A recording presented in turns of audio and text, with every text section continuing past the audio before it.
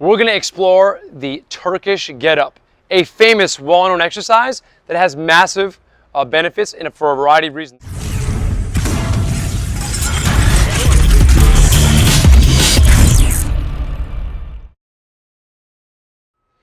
Good afternoon, friends. Welcome to another edition of Turf Talk Tuesday here at Gravity and Oxygen in Boca Raton, Florida. It's a warm summer day here in August at the G&O house with my man Dylan Foss. How are you, buddy? Good. How are you? Dylan, I am thankful. You want to know why I'm thankful? No. Because I get to talk during this turf session. You get to do the work. Yes, I'm doing the work today. We're going to explore the Turkish Get Up, a famous, well-known exercise that has massive benefits for a variety of reasons. Talk to me about some of the benefits about the Turkish Get Up.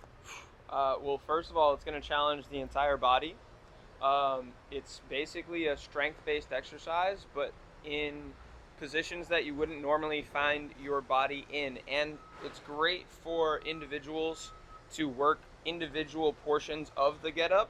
As you'll see, there's many different phases to the Get Up, but as we get older, we tend to lose time on the ground, and getting to the ground usually becomes some sort of accidental thing that causes injury. Right. So when you can utilize some of the Turkish Get Up and the phases of it to practice being comfortable on the ground and getting up and down towards the ground, I think it's really beneficial from that perspective. Well said. People say that as we get older, we lose the child in us. Yeah. And part of that, beyond from a fun life standpoint, is that we learn our capacity, lose it to be friendly and accommodating to the ground. The floor can be your friend or your enemy, and this exercise returns that friendship back to normal. All right. So it does provide mobility and stability and challenges the shoulders, the hips, and the core, which is what makes it most comprehensively effective. There are 7 phases of the Turkish Get Up. There is the roll, there is the half sit, there's the bridge, the sweep, the hinge, the lunge, and then the standing plank. That's a lot to take in one sentence. We're going to take you through it and actually demonstrate. Dylan's going to demonstrate the Turkish Get Up. So let's talk about some of the equipment that you could use with the Turkish Get Up. You want to hop onto the floor there, buddy? Yeah. Awesome. So notice we have things with load, like a dumbbell. We have a medicine ball. This one weighs 25 pounds. All right. We have a barbell, which weighs less than the medicine ball, but because of its length, can challenge the need for stability through the shoulders. And then we have your standard kettlebell, which people most commonly relate to doing the Turkish Get Up. Which one would you like to do with today, bud? I'm going to go with the dumbbell. All right, dumbbell is going to be his choice. So if you're somewhat of a beginner, go with a dumbbell because that is evenly distributed weight on each side of Dylan's wrist. You can choose the load. He chose a 20-pound dumbbell. So we're going to try, you can try a 5 or 10 pounder just to get the movement down. Speaking of that, one of the well-known fitness professionals in the world, Mark Verstegen, he loves to say position, pattern, performance. So it's all about learning the position at the beginning of the Turkish Get Up. So Dylan mentioned before, you can do this in isolated phases, or you can do the whole thing together. We're going to show you the whole kit and caboodle together. Dylan is starting by laying on the ground. He's going to begin with the load placed directly above his chest, so he needs stability through his wrist and through his shoulder to maintain that load above his head. Now, he's going to begin the roll, which is the first part. It's essentially a sit-up with weight. So Dylan is now going to elevate off of his right shoulder onto his left elbow, and he bent his right knee. So now we already have him in an offset position. Okay, the next part is going away from his elbow into the hand. So he's going to press with his tricep. Now he's in what we call the half sit. The next phase is the bridge. So utilizing the foot on his right side, he's going to elevate into a bridge. It's important to know that the knee that is bent is the same side as the kettlebell that he's holding. So right hand, right knee. Now he's going to sweep his left leg under his body, and his belly button went from facing the sky. Let's come off the knee first. Let's stay airborne. Okay? To his belly button facing towards the floor. Now that he's in this somewhat breakdancer position, he's going to soften his left knee and drift down to the knee. And now he's going to perform the hinge. So he's laterally tilted to the left, pushing his dumbbell to the sky. Now his arm is near his ear. The weight is now above his shoulder instead of above his chest. He's then going to lean into his front right leg.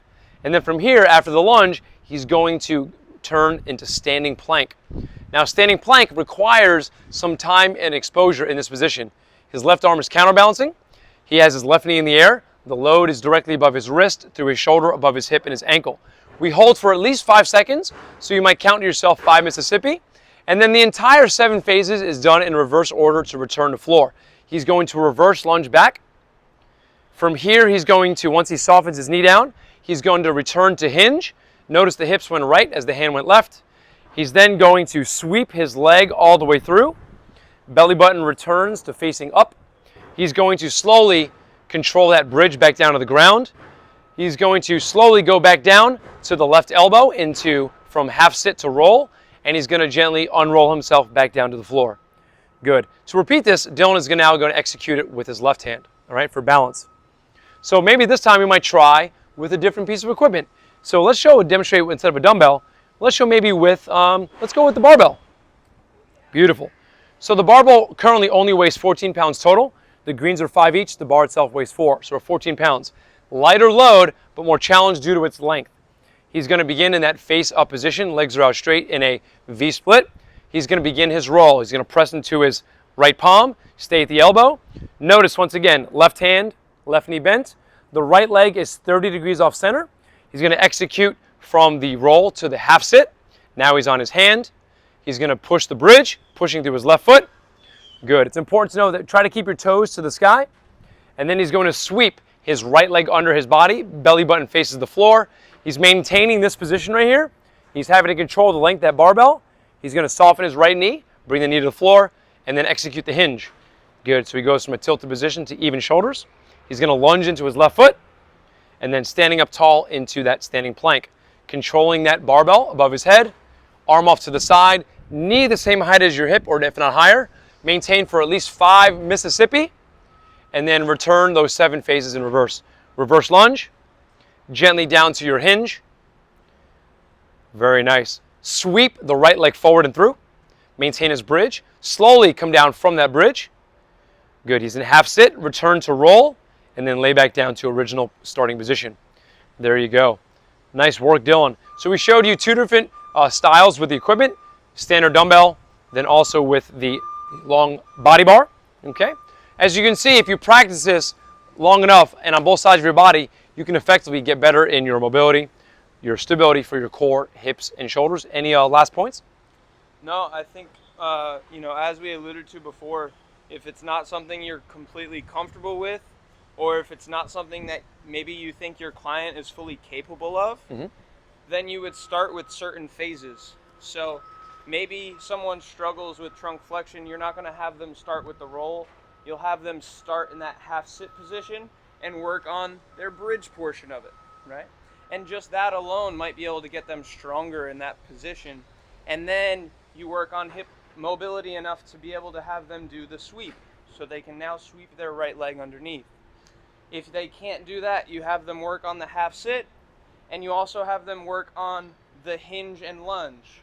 And then Correct. You slowly start to add those things all together into one soup, right? So this right here. I'll give you this here. Yeah. Good. Good. Microphone hand off. And there you go.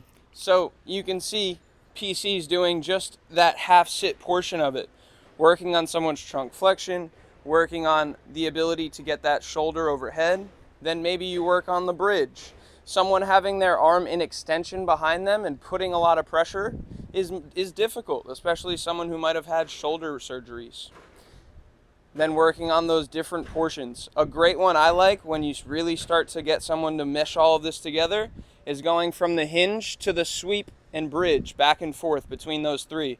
So you have bridge, sweep, hinge, boom. Then you go hinge, sweep, bridge, and moving between those 3 really can challenge somebody. And because you're in tough positions and always changing in relationship to the earth, you're really challenging someone cardiovascularly because their blood is pumping through different parts of their body at all different relationships to gravity. So it can be, obviously, right, as you can tell, both cardiovascular and mobility and strength based. So Absolutely. I think it's great. Quality before quantity. So perfect the movements, go through the patterns, understand the beginning positions, and then once you've perfected the quality of your movement, only then would you add the quantity of load, okay? And then maybe the challenges of the design. And don't be so quick to move from one position to the other.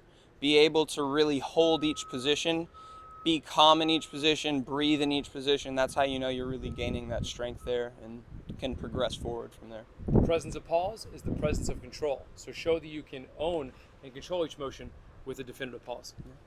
Valid. Once again, guys, thank you for watching this edition of Turf Talk Tuesday, the Turkish Get Up in phases with the man Dylan Foss. Nice work demonstrating, sir. Thank you. Be on the lookout next week as we get into the opening announcement of our 2021 No Bull Challenge. We're excited for that. As we like to say, good energy always wins. We'll see you next time at the Go House.